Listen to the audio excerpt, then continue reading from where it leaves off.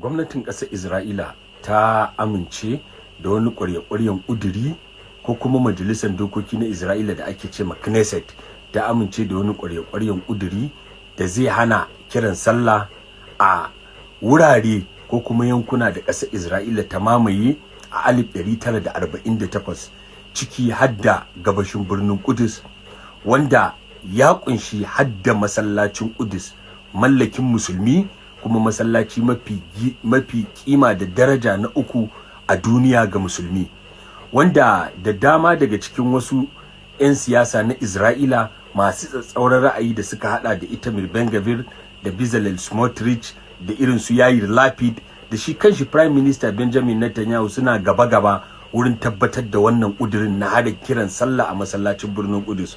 Kuma masana harkoki na siyasa sun ce ana yin wannan ne ba wai dan sauran yankunan ba, a saboda shi masallacin birnin Kudus din ne, saboda a dokoki na duniya kasar Jordan ita ne custodian, wato jagorancin kula da masallacin yake hannunta. To ga halin da aka shiga yanzu, duk da akwai wasu 'yan adawa na gwamnati na Isra'ila sun nuna rashin jin daɗin su da aiwatar da wannan abin, saboda zai kawo ma Isra'ila ƙarin ƙin jini da baƙin jini a duniyar musulmi da sauran ƙasashe a duniya. Amma ko menene za mu ga abin da zai faru, shin zai yiwu ko ba zai yiwu ba? Ku je Play Store ku sauke manhajar mu da dan show, muna sai da data mai arha, mai karko, mai sauki, data mai daɗin amfani. Wani fata kuke mai Isra'ila da irin wannan halayya na cin mutunci na addini da take da shi? Ma haɗa a comment section. Cikakken rahoto za ku saurara wanda yake zuwa muku daga ƙasar Najeriya da ma ƙasar Nijar.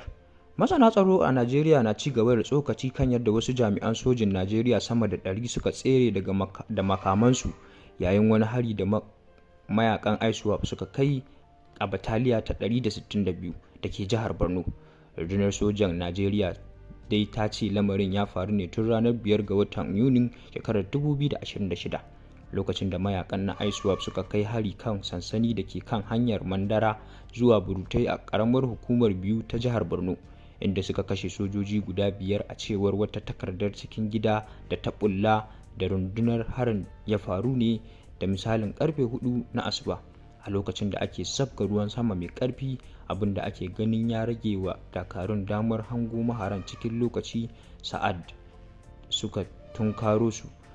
Bayan faruwar harin ne rundunar ta ce ta gudanar da ƙididdigar dakarunta, inda ta gano cewa sojoji 104 sun ɓace daga sansanin kuma ba su dawo bakin aikinsu ba.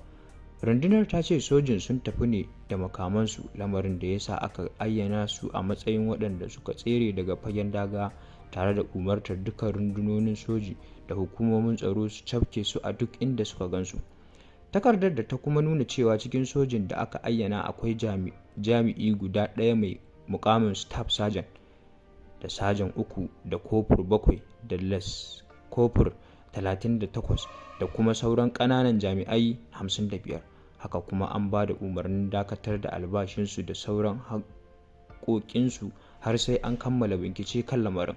An rawaito cewa harin ya yi sanadin mutuwar wasu sojoji da kuma mambobin kungiyar 'yan sa-kai na farar hula da ake kira da civilian JTF, yayin da wasu da dama suka samu raunuka. Sai dai babu wata shaida da ke nuna cewa sojojin da suka yi batan dabo sun fada hannun mayakan na ISWAP ko kuma sun haɗa kai da su. Kada ka manta ka danna subscribe, sannan ka danna ƙararrawar sanarwa domin kasancewa da mu a kodayaushe da zarar mun ɗora sabon shiri. Mun gode. Kada ka manta ka danna mana kalmar nan mai alamar subscribe, sannan ka danna ƙararrawar sanarwa domin kasancewa da mu a kodayaushe da zarar mun ɗora sabon shiri a wannan tasha ta mai albarka. Sannan inda dama za ka iya wani share ɗin wannan bidiyo na mai zuwa group na WhatsApp domin ya je inda ake bukata.